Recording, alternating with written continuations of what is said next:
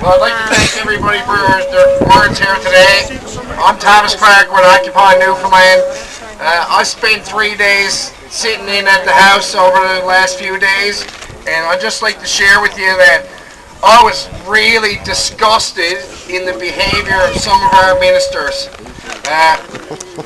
During question period, I believe it was on Wednesday when I was there, Kevin O'Brien, who is our Minister of Municipal Affairs, while other people were asking questions and addressing the speaker, I heard him say peekaboo to people in the opposition across the floor about 25 times.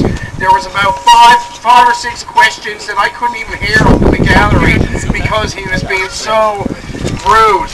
And I just wanted to share that I'm actually ashamed of our government today, just from this bill and from their antics in the House.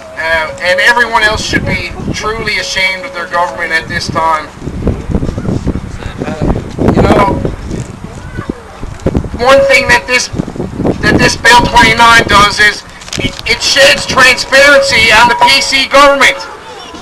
Because now it's transparent that they don't want us to have access to information. They want to be able to broaden what the cabinet decides is going to be secretive. And that's not good for people of Newfoundland and Labrador. It's only good for the current government and corporations and big business who want to have their dealings with the government hidden away. I thought Kathy knew better. I really did. And I thought they knew better as well. So it's very, very shameful that this bill is passed. You know, the only thing we can do now is have the petition signed and stand up for democracy. You know, Occupy Newfoundland is a non-partisan movement, and we're very, very interested in the democracy of Newfoundland. Obviously, the PCs are not interested in it at this time. Good job, Thomas. All right. It's a gangster government! They did it!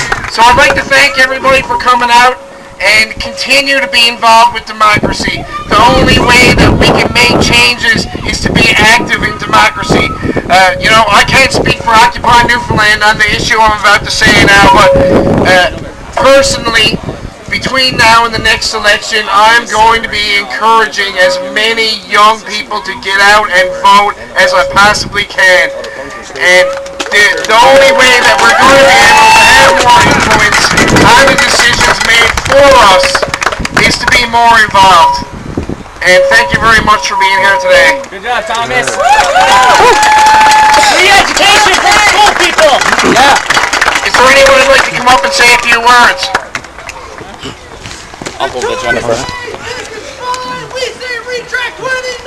The Tories say it is fine! We say Retract 29! The Tories say It is fine. We say retract 29! Tories say It is fine. We say retract 29! Tories say It is fine. We say Retract 29! Ladies and gentlemen, let's give a clap for Daniel Smith, a great cheerleader there. Let's hear it, folks. Hi everybody, I'm Jennifer McCreath.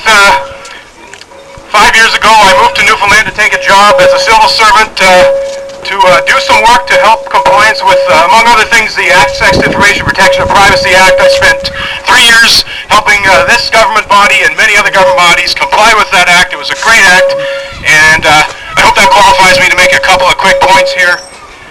Having an independent review board is so important in any situation here. The Information and Privacy Commissioner, the independent body, does not report to Felix Collins. He reports to the House of Assembly, the people that all of us voted into power, and it's critically important to have that position. Unfortunately, Collins and Dunderdale felt that Commissioner Ring was a thorn in their side, because he stood up for everyone. He went down to court and he fought battles and he won.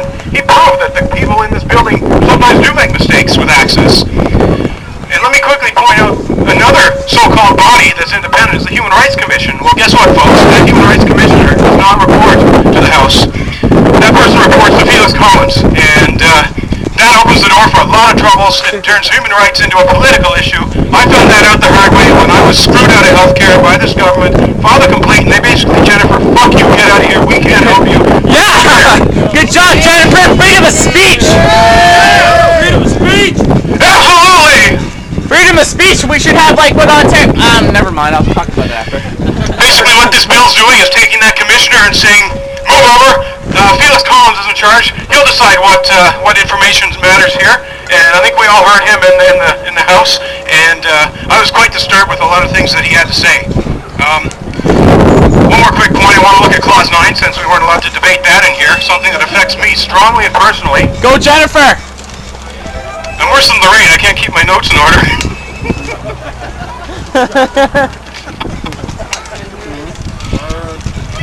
I can't believe what I'm seeing in this house here, people!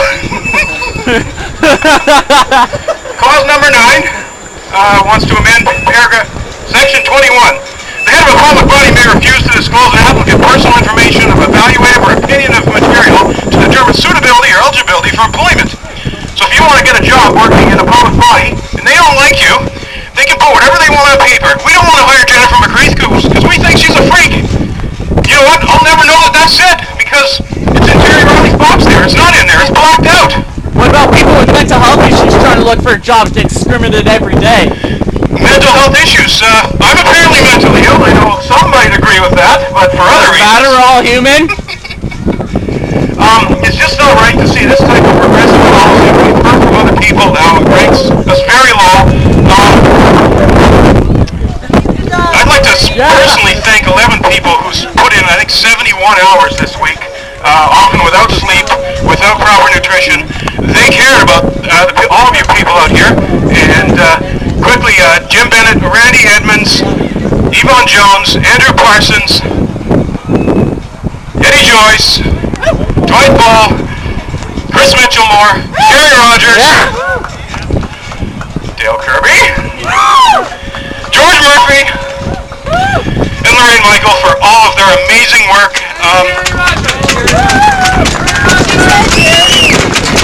Did I say Jerry Rogers? Jerry and I don't always get along on other issues, but we're 100% together and supportive on this one. And thank you, everyone, for coming out here. It means a lot, I think, and thanks to the media. Any media still here? Yeah, they're here. I don't know. Thanks for covering this. Thank you, Telegram James, for all of your amazing tweets, standing up to people like Pauline. And I guess I will end it by saying thank you for listening to me, and I will be happy to turn it over to whoever wants to speak next. Jennifer, what about the people, the Liberal, the NDP, and the Federal? Did they try to do the same thing for their bill? The federal bill of... Bill 30-something about passing the ombudsman bill. There was a budget bill, and they went all night, so let's thank the NDPs. And the Liberals. And I guess the Green Party had someone there, and there's a one independent seat for fighting the ridiculous Stephen Harper bill, so thanks to those people, too. Thank you. This is what democracy looks like! This is what democracy looks like! This is what democracy